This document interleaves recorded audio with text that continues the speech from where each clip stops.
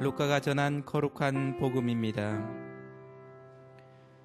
티베리우스 황제의 치세 제15년 본시오 빌라도가 유다 총독으로, 헤로데가 갈릴레아의 영주로, 그의 동생 필리포스가 이투레아와 트라코니티스 지방의 영주로, 리사니아스가 아빌레네의 영주로 있을 때, 또 한나스와 가야파가 대사제로 있을 때 하느님의 말씀이 광야에 있는 지카르의 아들 요한에게 내렸다. 그리하여 요한은 요르단 그 부근의 모든 지방을 다니며 죄 용서를 위한 회개의 세례를 선포하였다. 이는 이사야 예언자가 선포한 말씀의 책에 기록된 그대로이다. 광야에서 외치는 이의 소리, 너희는 주님의 길을 마련하여라. 그분의 길을 곧게 내어라. 골짜기는 모두 메워지고 산과 언덕은 모두 낮아져라. 굽은 데는 곧아지고 거친 길은 평탄하게 되어라. 그리하여 모든 사람이 하느님의 구원을 보리라. 주님의 말씀입니다. 그리스도님 참여합니다.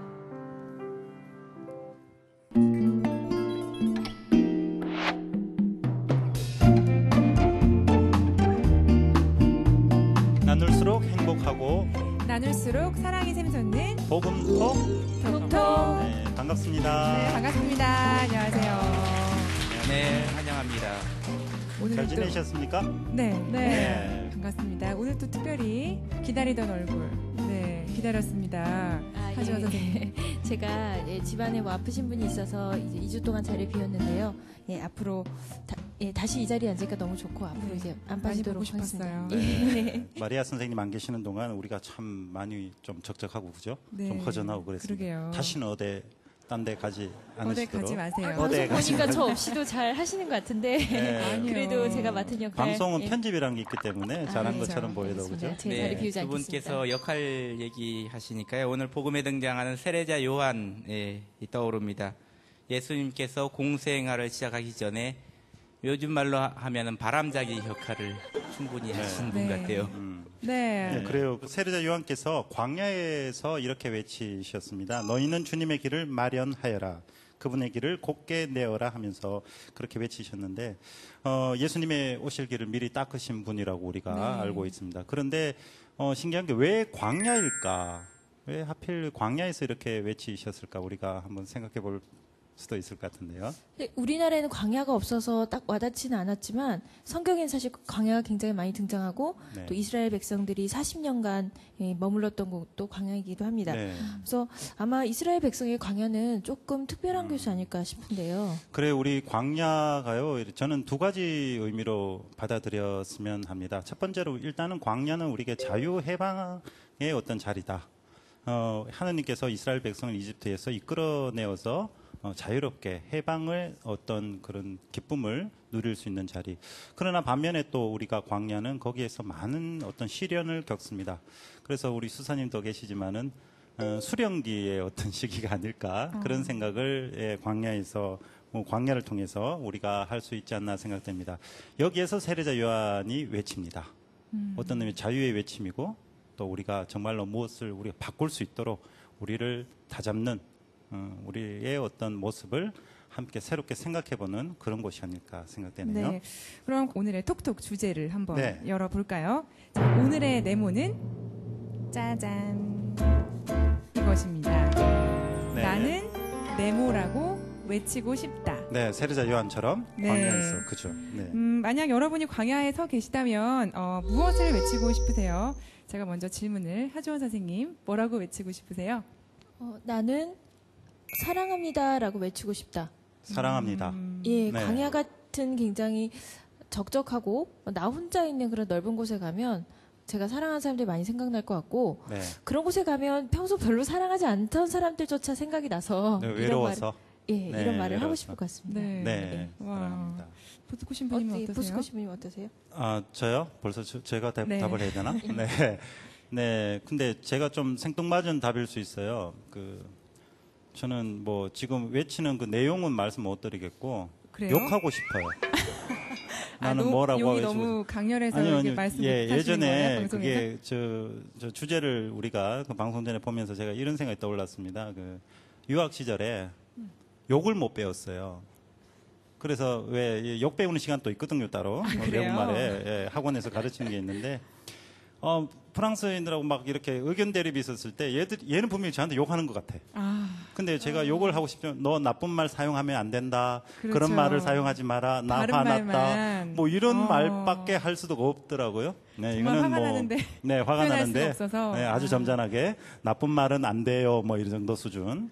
근데 사실 그거보다도 더 욕하고 싶은 것은 한국에 들어와서 이렇게 신부로 살면서 이 정의롭지 못하고 불의가 있고 또 세상 안에 분명히 외쳐야 될 것을 외치지 못하게 억압하는 어떤 그러한 어떤 현상들, 그런 사건들 우리 주위에 많습니다. 네. 그런 것들을 보면서 정말로 욕이 나오지만 그래도 신부인데, 그죠? 욕은 못하지만은 마음속으로는 광야에 혼자 있다면 정말 진짜 욕하고 하고 싶어요. 싶은 말을 네. 하고 싶다. 네. 네. 차차 들어오는 걸로 앞으로도 기대하겠고요. 네. 수사님은 어떠세요? 예, 저는 주일에는 좀 놀자 이거를 좀 외치고 싶어요. 여러분들 이제 주 5일 근무제 해가지고 요새 토요일 날부터 노는 분들이 많을 거라고 생각하는데 예상외로 주일에 놀지 못하는 분들이 많더라고요. 네. 제가 이제 소임지가 외국인 노동자 상담소 거기 맡고 있는데 특히 이주 노동자들 주일날 잘 못 놉니다. 사장님들이 못 놀게 한대요. 그래가지고 저희들이 주일에 미사하고 이제 어디 행사하면은 그렇게 많이 빠지더라고요. 나는 처음에 이해할 수가 없어요. 왜 이 사람들이 불타는 금요일에 행사를 하지 않고 꼭 일요일 저녁에 하는지 그러게요. 몰랐었는데 네. 일주일 내내 일하고 일요일 저녁에만 시간이 있어가지고 행사가 일요일 저녁에 많이 몰려 있더라고요. 그래가지고 좀 근데 주일 저녁에 또 수사님하고 만나야 되고. 그죠. 그분들 언제 쉬어요? 언제 쉴까? 그러니까 좀 네. 일요일은 좀 놀았으면 좋겠어요, 사람. 네. 그래 외치고 싶어요. 이거 일요일엔 좀 놀자. 우리 미사도 외국인 가고. 노동자들 주일에도 일 시키시는 우리 사장님들 네, 조금만 이 시간을 방송을 좀, 계기로 네. 좀 주 5일 근무가 정말 그죠. 예, 좀 이분에게도 놀게 돌아가기를. 해주세요, 제발. 네, 그러면 하얀 자매님 뭐라고 외치고 아, 싶은가요? 저는 하 선생님 먼저 말씀하셨는데 저도 제일 먼저 떠오른 게 사랑해라는 얘기를 외치면 어떨까 떠올랐었거든요. 네. 누구한테 네. 하고 싶으세요?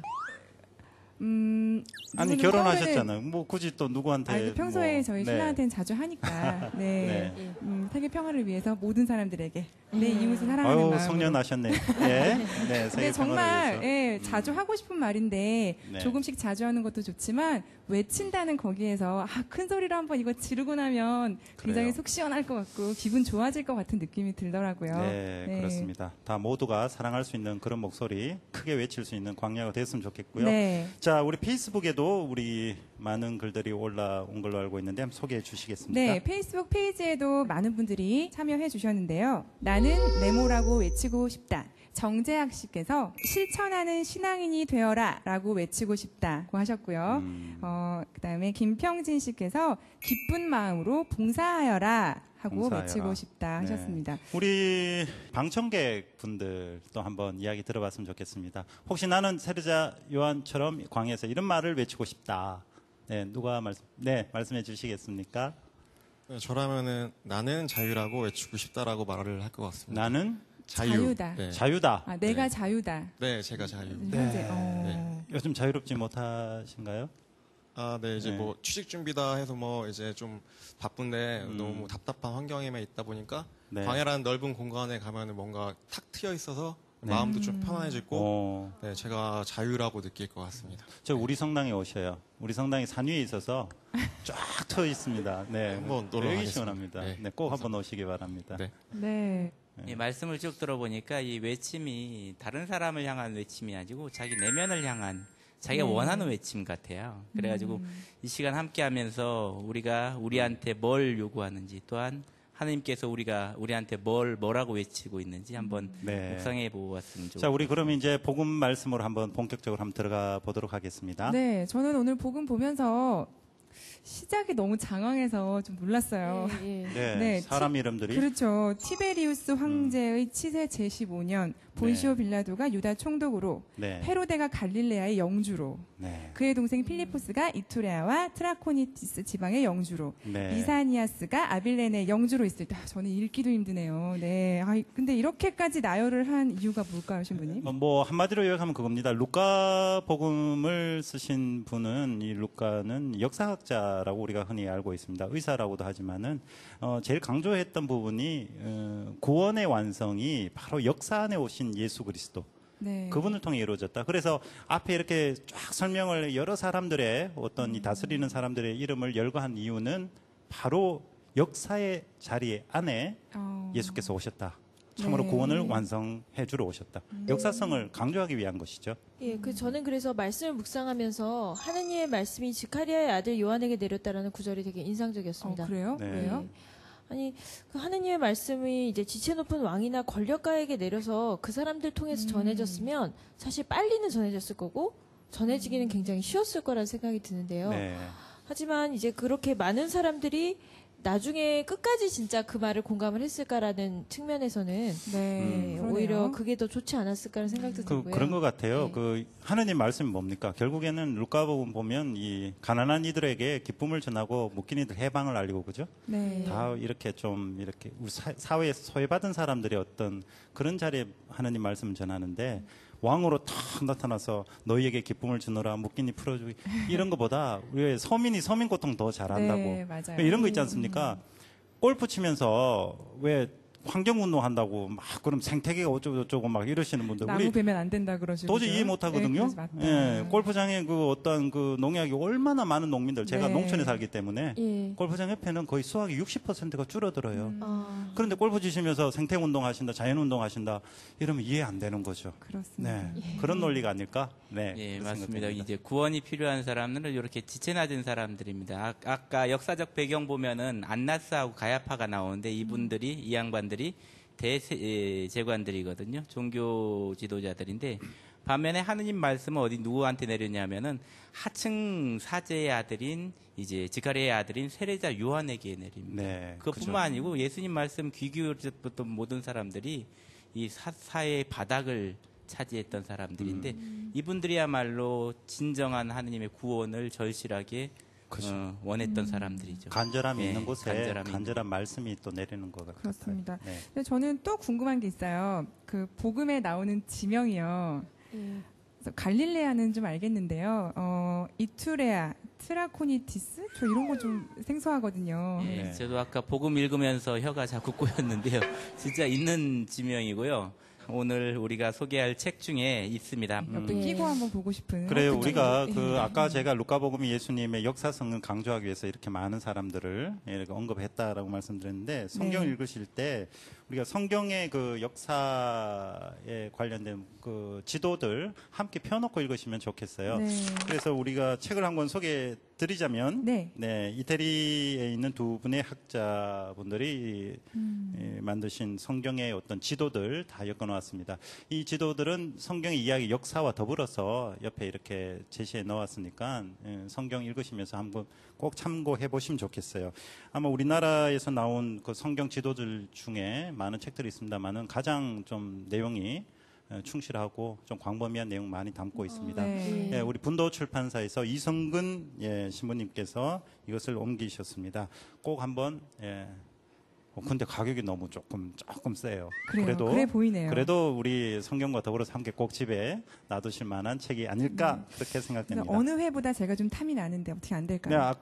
조금 이따 퀴즈 하실 때 맞추시면 가져가실 저도 수 괜찮나요? 맞춰봐야겠다. 네. 예, 저는 그냥 따로 사서 보도록 하겠습니다. 네. 요한은 요르단 부근의 모든 지방을 다니며 죄의 용서를 위한 회개의 세례를 선포하였다라는 말씀이 나오는데요.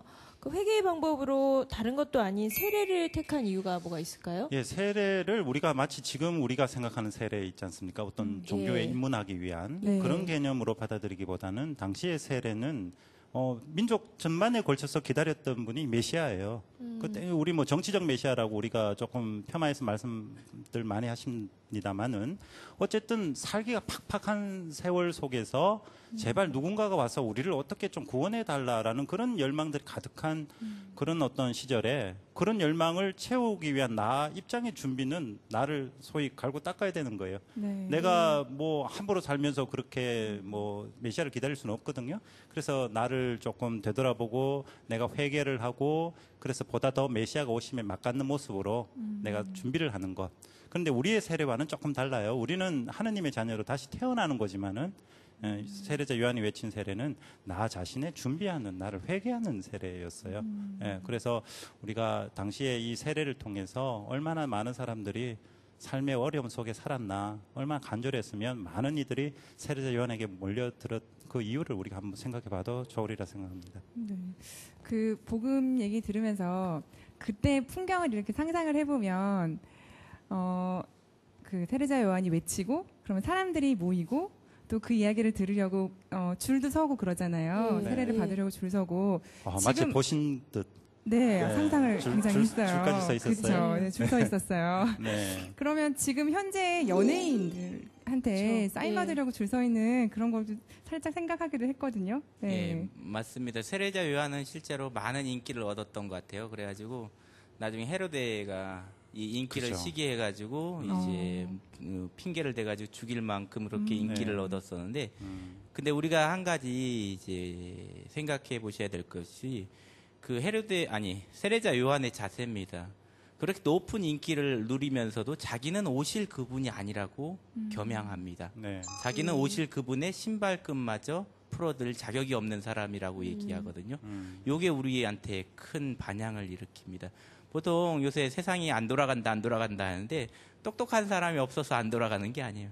똑똑한 사람이 너무 많아요. 너무 많아가지고 자연의 순리, 하느님의 섭리를 이 똑똑하다는 양반들이 잔꾀로 막아버리니까 세상이 순리대로 안 돌아가는 것 같아요. 그래가지고 배울 점이 참 많은 것 같아요. 이 세례자 요한한테. 그죠. 네. 네, 수사님 말씀 듣다 보니까 우리나라 교육의 문제가 저는 딱 네. 떠오른 게 우리는 1등만을 자꾸 만들어가고 그렇죠. 다른 사람보다 누군가가 더 잘하는 소위 주인공을 만들어가는 네. 그런 교육이 아닐까. 그래서 잘해야 된다. 누구보다 너가 잘해야 된다. 그건 옴치나라는 말도 나오고요. 맞아요. 그죠? 예, 그런 의미에서 저번에 예전에 우리 마리아 선생님께서 자존감이라는 이야기도 하셨는데 이건 자존감이 아니라 자기 과시와 이 자존감의 어떤 그런 게 조금 다르게 생각해야 되지 않나라는 생각이 듭니다. 예, 그건 정말 정반대의 것이고 어떤 면에서 말이 비슷해서 비슷하다고 생각하시는 분들도 있지만 사실 아까 뭐 말씀하신 거랑 연결해서 말씀드려보자면 주인의식이랑 주인공의식은 이제 정말 네. 다른 거거든요. 네. 주인공의식은 내가 남보다 돋보이고 싶어하고 남보다 잘나 보이고 싶어하는 거. 주인의식은 나를 정말 사랑하고 그 차이는 솔직히 잘 됐을 때는 잘 안 드러날 수도 있습니다만 뭐가 잘못되고 네. 내가 실수를 하고 그랬을 때는 확연히 드러난다고 생각을 합니다. 정말 잘 못했을 때도 괜찮아. 그리고 나를 용서하고 또 남이 잘못했을 때도 용서할 수 있고 이러면 좋은데 네. 예, 그게 이제 주인공 의식으로 키워냈을 때는 그게 잘 안 되는 거죠. 네. 대표적으로 유다 같은 경우는 예수님이 새 시대의 주인공이 되고 정치적으로 성공하고 이런 걸 기대를 했다가 네. 또 그게 안 됐을 때 좌절을 하고 또 그래서 내가 배신을 하고 또 배신을 한 내 자신도 용서를 못하는 네. 그런 것이 이제 남보다 돋보이고 싶은 그런 마음에서 다 비롯된 게 아닐까라는 네. 생각을 네. 감히 그러네요. 해봅니다. 예. 맞습니다. 저는 항상 그런 분들 보면 항상 이런 얘기를 해요.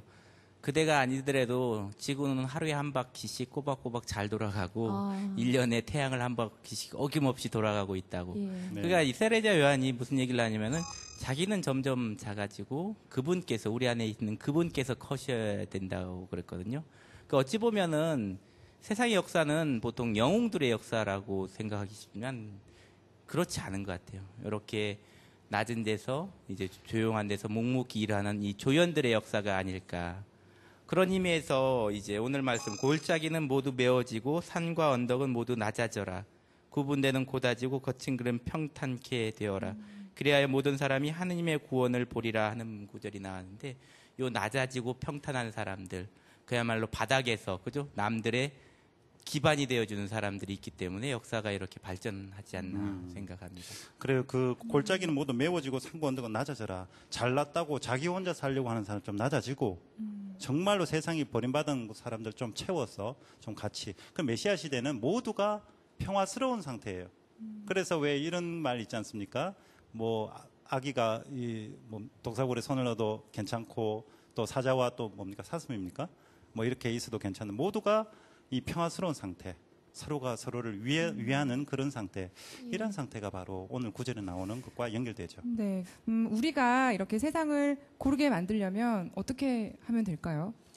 뭐 여러 가지 방법이 있지만 뭐 거창한 일을 계획하기보다 하루하루 잘 살아가는 게 가장 중요할 것 같습니다. 하루하루. 예, 저희도 그 골짜기 같은 날이 있고 저희 안에서도 네. 또 이렇게 파여 있는 산 같은 날이 있고 이런데 네. 산 같은 위치에 있다고 너무 좋아할 것도 없고 또 골짜기 같은 날이라고 너무 슬퍼할 것도 없고요. 또 그거를 또 이제 오늘이 이렇다고 해서 앞으로도 그럴 것처럼 미룰 필요도 없다는 생각이 듭니다. 그리고 저는 그 왜 골짜기는 메우고 산은 깎이고 그죠? 예. 이 몫은 메시아께서 하실 거고, 예. 예수님 이 세상에 오셔서 우리 살아가셨으면서 보여주신 거는 신앙인에게는 엄청나 큰 사건이지만은 사실 일반 세상 사람들에게는 눈에 안 띄거든요. 네. 유다 역사책에 예수님은 거의 한두 줄 나올까 말까예요. 세상에 그렇게 영향을 미치지 않으신 분인데 우리에게는 크디 큰 네. 이런 분으로 우리가 받아 모시고 있는데 사실 우리가 살아가는 내 삶의 내 자리에서 내가 열심히 살아가는 것이 제일 중요한 것이지 내가 꼭 너를 바꿔야지라는 것은 내가 아무리 좋은 가치관을 가지고 있더라도 내가 바뀌면서 나의 모습을 보고 빛과 소금으로 세상이 바라보는 것이지 빛과 소금이 소금도 안 원하는 데 가서 소금을 계속 뿌리면 이거는 맞아요. 폭력이 될 것 같아요. 그렇습니다. 근데 일을 열심히 하다 보면 남을 바꾸고 싶은 그런 충동이나 막 올라오죠. 욕심이 막 생기잖아요. 예. 올라오면 여기 나오죠. 아, 그래서 이렇게 함께 해야 돼요. 예. 어느 삶의 현장이든 억압받고 힘들어하는 사람은 함께 해야 돼요. 교회는. 거기 가면 돼요. 근데 가서 사실 멱살 잡고 싸울 필요는 없는 거예요. 다 보듬어 주는 게. 우리 저기 수사님하고 저하고는 가면 수사님 말 한마디 안 하고 가만히 계셔요. 근데 빛과 소금이에요. 왜 함께 해주시니까. 그게 이제 뭐냐 하면은요. 이제 우리가 변화시킨다 그러면서 남을 이제 강제하잖아요. 그건 폭력입니다. 근데 진정한 변화는 그렇게 변화되지 않아요. 진정한 변화는 어떻게 변화되냐면 공명에 의해서 변화됩니다. 공명. 여기 앉아있는 그 파장이 전해져가지고 변하거든요. 그러니까 자기가 지금 이 순간 하는 일이 진짜 하찮고 귀찮고 보잘것없는 일이라고 생각하시겠지만 그 공명들이 알게 모르게 뻗어나가는 거예요. 그래가지고 그 공명을 받을 사람이 저 편에 있으면 그쪽이 바로 변화되는 겁니다. 마찬가지로 예수님의 공명이 2000년 전에 팔레스타인에서 출발됐어요. 지구를 떠돌고 있는데 그거를 받아들일 준비가 있는 사람이 살고 있는 그 자리에서 받아들이게 하면 거기는 바로 변화되는. 그 변화는 이렇게 돼야지 물리적으로 폭력적으로 돼서는 안 되는 거예요. 네. 그래요. 우리가 그 세례자 요한이 외칠 때 신발끈도 풀어줄 수 없는 그런 오시는 분을 향해서 그런 자신의 자리를 잘 깨달았기 때문에 예수님의 구원 역사가 비로소 시작되었습니다. 나는 어디에 어떤 자리에서 내 일은 어떤 일인지 그런 것을 좀 우리가 확실히 알게 될 때 그리고 나를 다시 한번 살펴볼 때 정말 광야에서 자유롭게 될 때 다른 어디에 얽매이지 않고 그럴 때 본래의 어떤 나의 모습을 통해서 예수님의 구원 사업은 계속되리라 그런 생각을 하게 되네요. 네.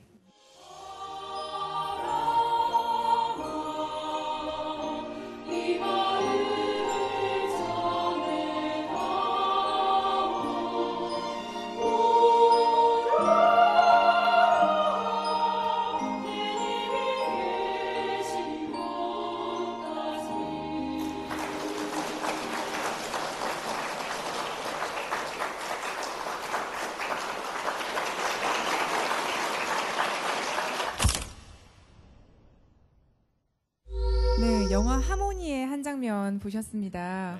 저 이 영화 보고 굉장히 많이 울었던 기억이 있는데요. 하선생님 보셨어요, 영화? 예, 전 보지는 못했는데 아까 이제 얘기를 들었더니 네. 정말 사형수이신 분이 18개월 된 아이를 더 이상 키우지 못하고 떠나보낸다는 그 사실 그 듣기만 해도 저는 네. 되게 눈물이 나더라고요. 맞아요. 예. 네, 우리가 이 장면을 잠깐 보여드린 이유가 있습니다. 대림 2주일이죠. 오늘 우리 복음을 우리 같이 나누고 있는 것. 대림 2주일에 우리 교회는 인권주일로 그렇게 정해서 기념하고 있습니다. 네. 네, 함께 이야기 나눌 손님들 모셨는데요. 천주교 사회규정 사목위원회 위원장이신 김성은 베드로 신부님 나오셨고요. 네, 반갑습니다. 네, 신부님. 반갑습니다. 네, 안녕하세요. 네, 옆에 함께 계신 분은요, 고정원 루치아노 형제님이십니다. 네, 반갑습니다. 안녕하십니까. 감사합니다. 감사합니다. 네, 감사합니다. 예, 신부님 먼저 간단하게 천주교 사회규정 사목위원회가 어떤 일을 하는 곳인지 좀 알려주실 수 있을까요? 예, 우리 서울대교구에서 하고 있는 사회교정 사목위원회라고 하는 곳은 물론 전 교구가 다 하고 있는 일인데요. 특별히 뭐 이름에서 예상하시겠지만 교정 사목을 중심으로 하고 있습니다. 그래서 네. 이제 감옥에 갇혀 있는 재소자들, 특별히 이제 사형수들, 네. 또 감옥에서 이제 나오게 되는 출소자분들에 대한 사목, 그리고 특별히 또 범죄로 인해서 피해를 입으신 우리 피해자 가족들에 대한 그런 네. 사목, 그 이외에도 이제 전방위적으로 이제 사형 폐지 운동이나 피해자 가족들에 대한 네. 인권의 운동, 또 교도관들에 대한 어떤 배려, 사목적 배려들도 함께하는 그러한 범위가 단체입니다. 상당히 네. 네, 넓으시네요. 생각보다 큰 네. 범위로 일을 하고 지금 있습니다. 오랫동안 해오셨습니까? 아닙니다. 저는 위원장직 맡게 된 거는 2년 한 조금 넘었고요. 네. 예, 그 전에 이제 신학생 때부터 계속 이 교정 사목에 특별히 그러셨구나. 관심을 갖게 되어서 저도 신학생 때 동아리 활동하면서 우리 네. 화원교도소 대구에 대구 교도소요. 네, 네, 그러시군요. 거기 수요일마다 가서 네. 예비자 교리했어요. 네. 아유, 네. 반갑습니다. 네, 옆에 계시는 형제님도 아마 아시는 분들 계실 텐데요. 잠깐 소개해 드릴게요. 10년 전 연쇄 살인 사건으로 알려진 유영철에게 부인과 어머니, 아들을 안타깝게 잃으신 분입니다. 네. 지금은 유영철을 용서하고 재판부에 선처를 호소하는 편지까지 쓰셔서 많은 분들에게 깨달음을 주고 계시는 형제님이세요.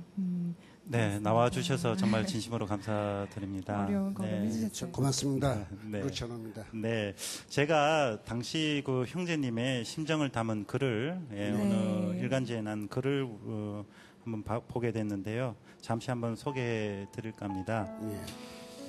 참 아픈 사연인데 왜 우리 가족을 죽였는가?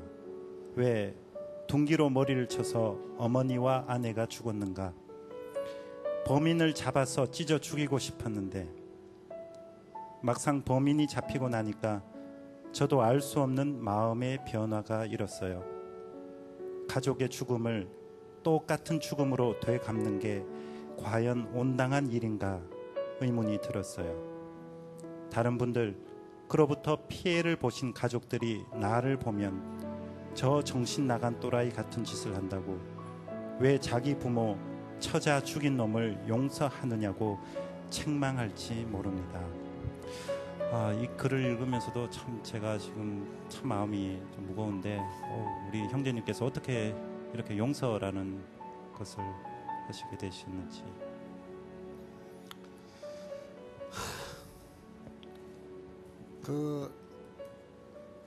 내 적은 손에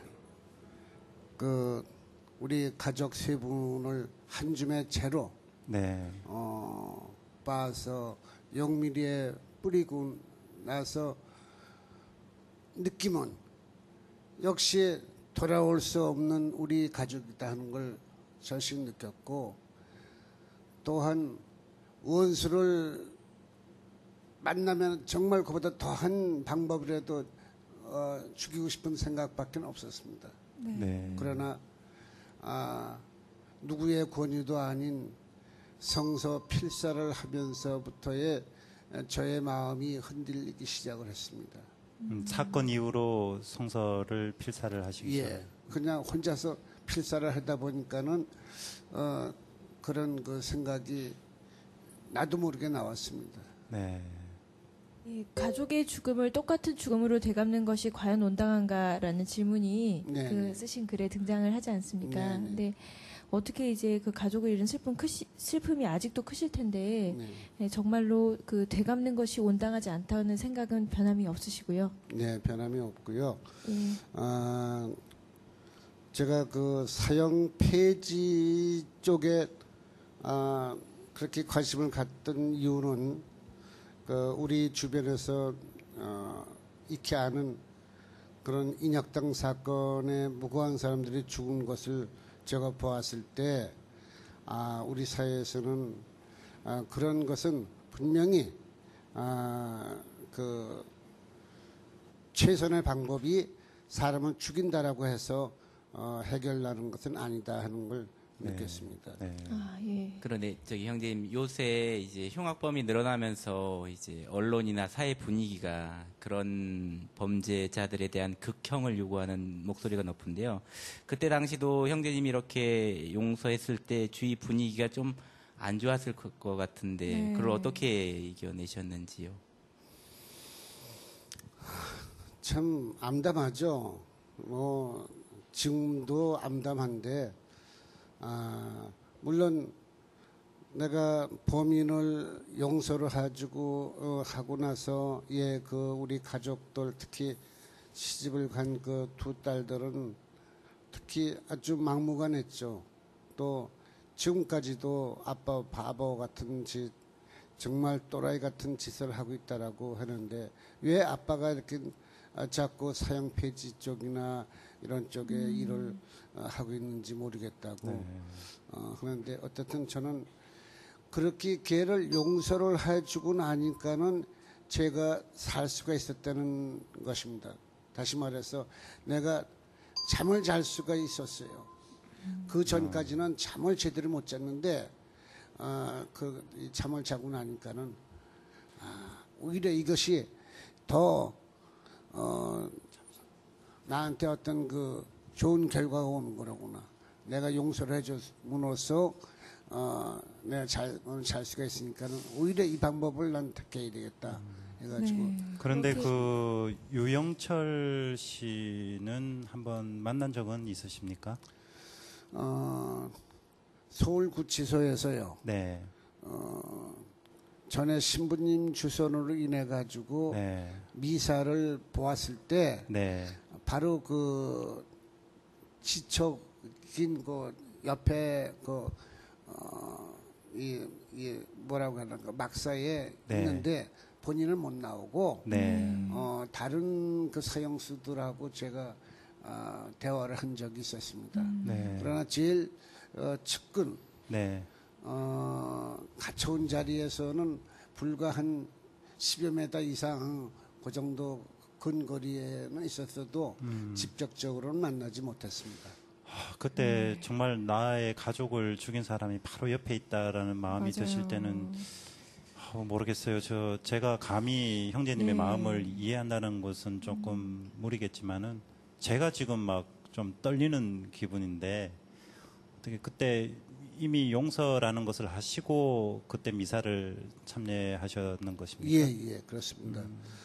무엇보다도 제일 긴장했던 거는 그 구치소 소장님이나 그 관계자분들이 굉장히 예. 긴장을 했다라고 네. 나중에 네, 들었습니다. 그러게요. 예. 당장이라도 솔직히 달려가고 싶지 않았을까 그런 마음이 듭니다. 말씀을 들으니까 교정은 수감자에게만 해당되는 것이 아니라 피해자 가족들에게도 필요한 것 같아요. 신부님 어떻게 생각하세요? 네, 우리 형제님께서 말씀하셨던 것처럼 사실은 저희들이 아까 그런 흉악범죄 그런 거 일어날 때마다 또 뉴스를 볼 때마다 손쉽게 저런 쳐죽일 놈 네. 이런 이야기들은 네. 쉽게 할 수 있지만 네. 과연 또 한 번쯤 지나가는 말로 저 가족 참 안 됐다 참 불쌍하다 네. 라고 이렇게 한 번 지나가는 얘기는 할 수 있을지 몰라도 그럼 진심으로 피해자 가족들을 위한 돌봄이 또 피해자 가족들을 위한 진심 어린 네. 어떤 고민들을 네. 국가나 또는 사회나 또는 우리 사회가 또 우리 공동체가 해본 적이 있었을까에 대해서 한 번쯤 질문해 보아야 할 것 같고요. 그런 의미에서 교정이라는 것이 그저 감옥에 갇혀 있는 이들 물론 중요합니다. 네. 왜냐하면 그들이 다시 세상으로 나와야 할 사람들이기 때문에 또 물론 사형수들은 계속 그곳에 있겠지만 네. 네. 감옥에 갇힌 이들에 대한 교정뿐만 아니라 피해자 가족들에 대한 돌봄이 그죠. 우리가 또 고민해야 할 중요한 사목의 영역이라고 생각합니다. 네, 그렇습니다. 신부님을 이렇게 말씀 들으면서 제가 아까 말씀드렸다시피 동아리 활동 신학생 때 네. 했을 때 그때는 마냥 아직 어려서 그런지 그냥 그분들이 형님 같고 막 그랬어요. 네. 사형수 분들도. 그런데 이렇게 신부님으로서 이제 소임을 그렇게 하시면서 네. 그런 사형수나 이런 중형을 받은 범죄자들을 만났을 때 신부님의 개인적인 네. 마음은 어떠신지 한번 여쭤보고 싶네요. 신부님 말씀 또 그 마음하고 비슷합니다. 사실은 아까 우리 루치아 형제님 용서하시고 나서 마음이 평안해지고 잠을 잘 수 있다고 말씀하셨는데 네. 이제 더 크게 보면 누가 가해자고 누가 피해자이고 결국은 모두가 다 피해자인 것 같아요. 네. 그러니까 이렇게 들어가서 사형 수형제들 물론 아주 나쁜 짓을 또 극악한 범죄를 저지른 사람들도 있지만 그 사람들이 살아온 인생 여정들을 이렇게 듣다 보면 네. 불우한 환경, 그쵸. 또 부모 없이 커온 환경, 또 누구에게 따뜻한 사랑 한번 받아보지 못하고 커온 그런 환경들이 네. 결국 그들을 그 지경까지 이렇게 몰아내세운 건 아닌가. 그리고 네. 그렇다면 그들이 그 지경까지 가는데 우리도 왠지 그들을 거부하고 이렇게 가까이 하기 싫어하고 그래서 그것까지 그런 지경까지 간 것이 아닌가 그런 생각을 사회적 해보게 책임을 지금 신부님께서 예, 말씀하시는 것 그렇습니다. 같습니다.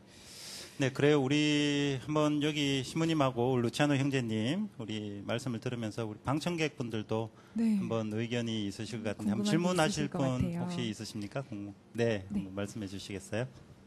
어쩌면 아까 수사님 질문하고 비슷할지도 모르겠는데요. 요즘 사회에 굉장히 강력 범죄에 대한 소식들이 많이 들려오고 있잖아요. 그렇다 보니까 범죄자들의 인권을 존중해야 한다거나 혹은 사형제를 폐지해야 한다는 주장들에 대해서 많은 분들이 비판적으로 생각하시는 분들이 많은 것 같아요. 어떻게 생각하시는지 좀 여쭤보고 싶네요. 네.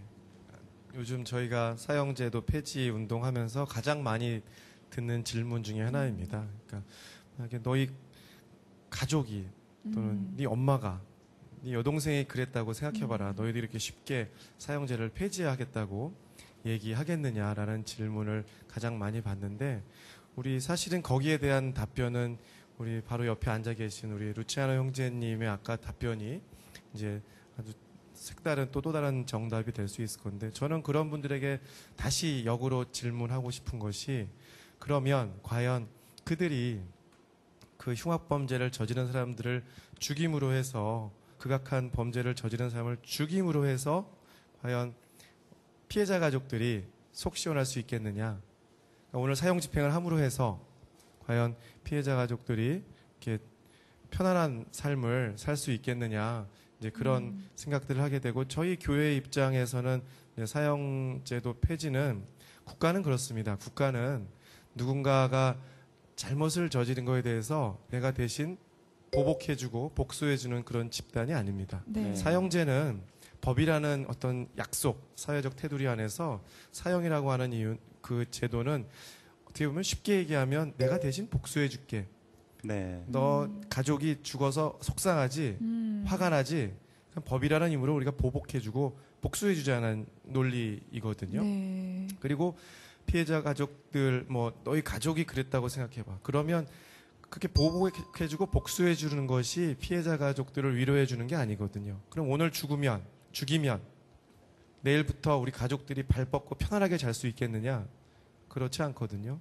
오히려 국가는 사회는 그렇게 생각지 않은 아픔을 겪은 피해자 가족들을 어떻게 돌볼 것인지 네. 그 아픔을 어떻게 함께 그렇죠. 안아갈 것인지에 대한 고민을 하지 않은 채 단순히 보복해주고 복수해주고 또 그런 사람들을 매번 그런 사건이 일어날 때마다 다 죽여 없애면 그러면 우리나라의 강력 범죄들 그런 흉악한 범죄가 없어질 것인가라는 부분을 또 한번 좀 질문해 볼 필요는 있는 것 같습니다. 예, 정말 옛날 방식대로 이렇게 막 빨리 막 사용을 해버리고 이랬다고 가정을 하면 네. 루치아노 형제님처럼 그 용서를 하실 기회도 없이 맞아요. 사실은 그게 끝나버리는 경우도 있는 것 같아서요. 음.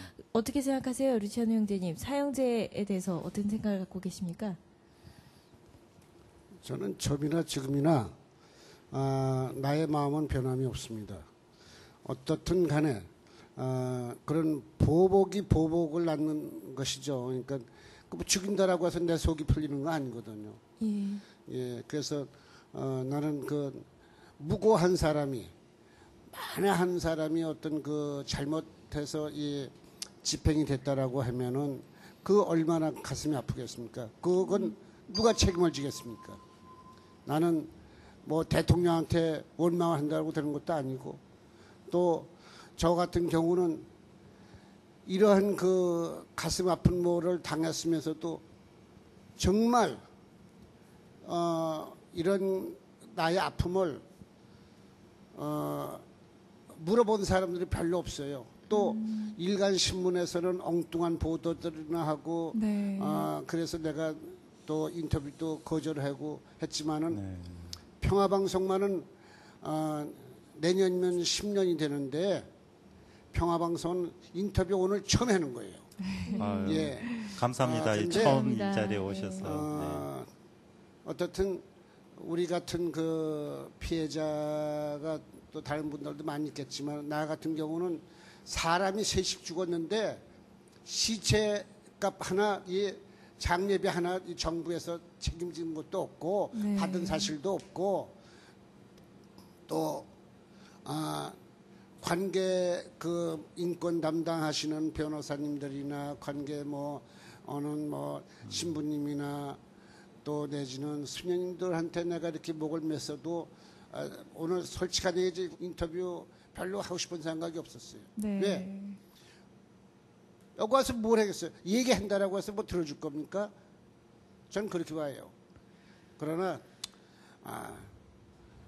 내가 좀 더 남자로서 좀 더 생각을 깊게 멀리 한다라고 하면은 정말 우리 사회에서 정말 어떤 그 평화 내지는 폭력 없는 사회, 살인 없는 사회가 하루속히 빨리 왔으면 하는 게 저의 이제까지 생각했던 거고 앞으로도 그런 바람이고 이런 것이 우리 사회에서 빨리 정착이 됐으면 하는 게 저의 마지막 소원입니다. 네. 네.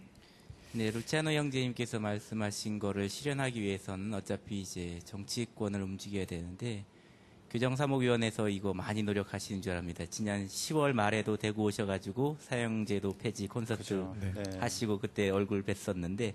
지금 국회 사정은 좀 어떤지 좀 묻고 싶어요. 네. 아까 우리 루치아 선생님 말씀하셨던 것처럼 사실은 사형제 폐지라는 것, 단순히 그러면 사형수들을 살려서 어쩌겠다는 얘기냐가 아니라 네. 정말로 그렇게 보복이 보복을 낳지 않는 그런 자꾸만 그런 악순환을 어느 고리에서는 끊어내야 그리고 네. 생명을 귀하게 여길 줄 아는 그런 마음들이 좀 먼저 정착될 수 그쵸. 있으면 좋겠다. 그럴 때 우리들이 또 그 가해자뿐만 아니라 피해자들을 향한 따뜻한 시선을 네. 한 번 더 가질 수 있겠다. 이제 그런 취지로 계속 정치인들에게 호소를 하고 또 정치권의 이제 인사들을 찾아가곤 하는데 또 안타깝게 매번 국회가 네. 이제 폐회될 때마다 이제 잘 아시겠지만 그 법안들이 다 사장되는 거죠. 그쵸. 그래서 네. 이제 또 이번에 19대 국회가 새롭게 시작이 되었고 19대 국회에 다시 또 이 사형 폐지 법안을 상정해야 되는 상황이 되었습니다.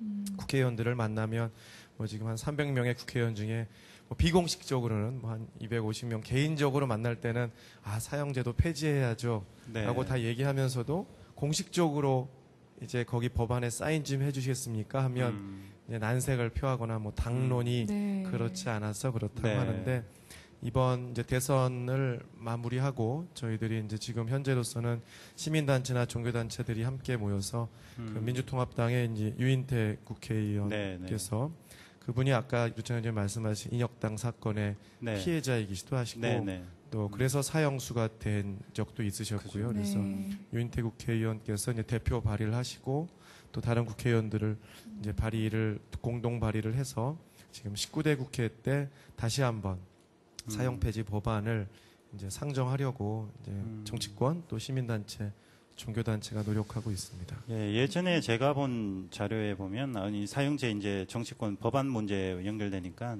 네. 사형제도를 통해서 범죄율이 줄어야 되는데 전혀 줄지 않고 오히려 사형제를 간직한 나라가 범죄율이 더 높거든요. 사형제 네. 폐지 국가보다. 네.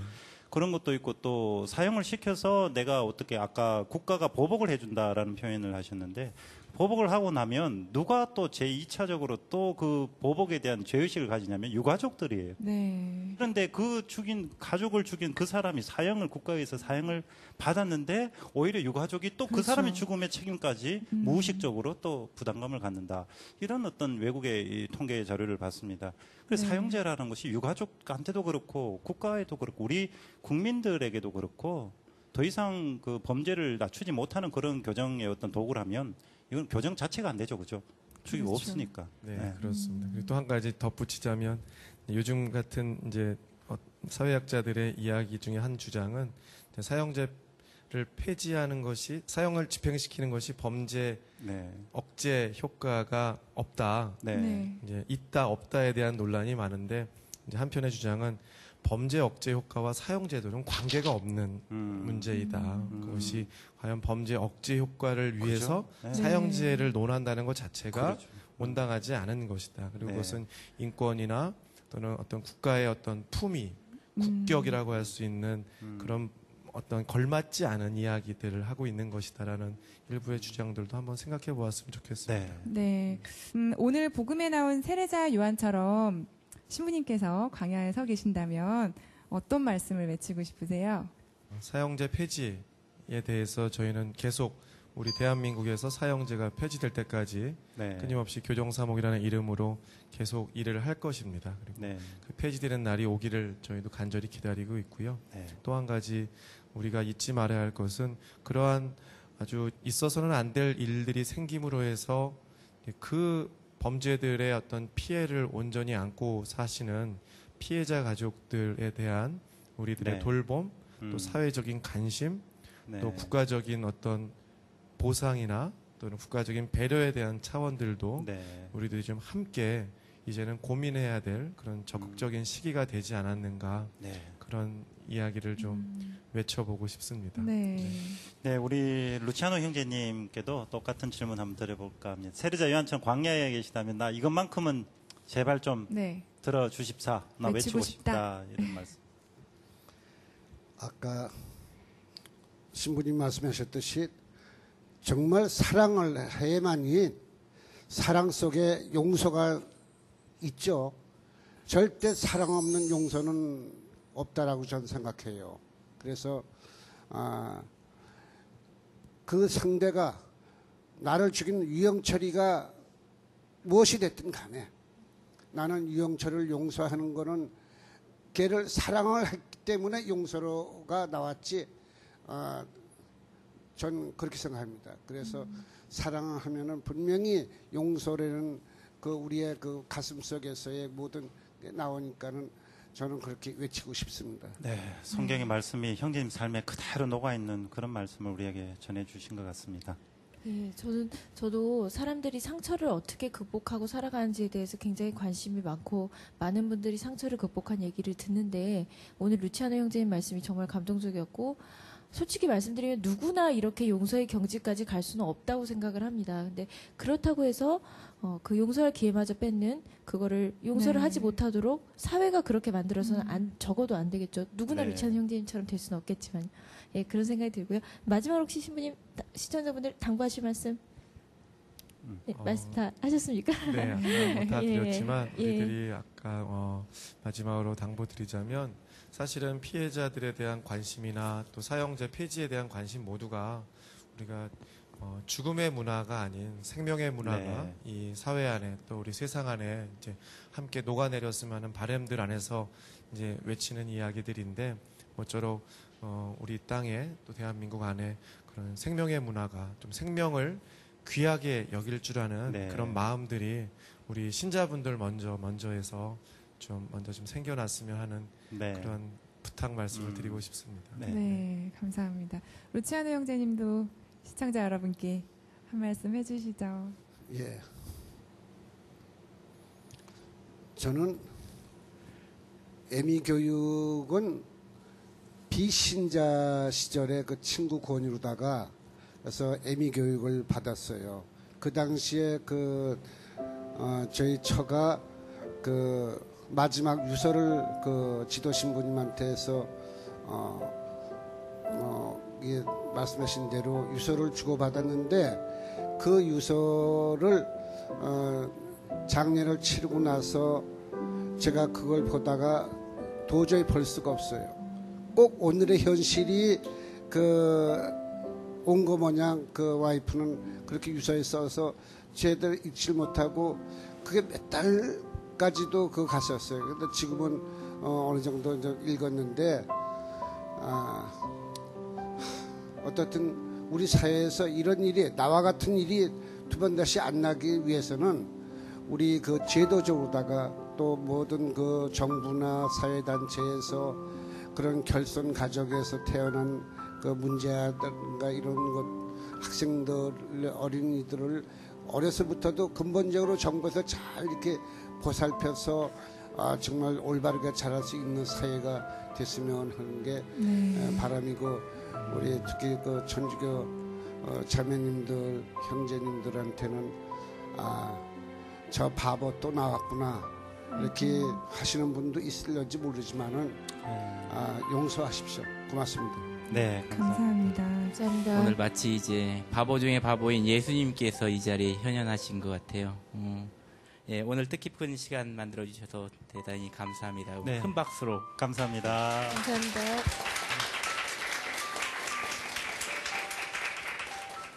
네, 오늘 우리 그 세례자 요한처럼 광야에서 이렇게 외롭게 외치시는 두 분을 우리가 모셨던 것 같습니다. 네. 이분들이 더 이상 외롭지 않도록 이제 우리 사회가, 우리 교회가 함께 더불어서 무언가를 해야 할 시점이 아닌가 생각됩니다. 네. 그래서 우리 사회 안에 일어나는 많은 슬픔들 우리가 보듬어서 우리 행복으로, 기쁨으로, 그렇게 사랑으로 승화시킬 수 있었으면 좋겠습니다. 네, 공허한 외침이 되지 않도록 저희 모두 많이 노력하겠습니다. 네, 네.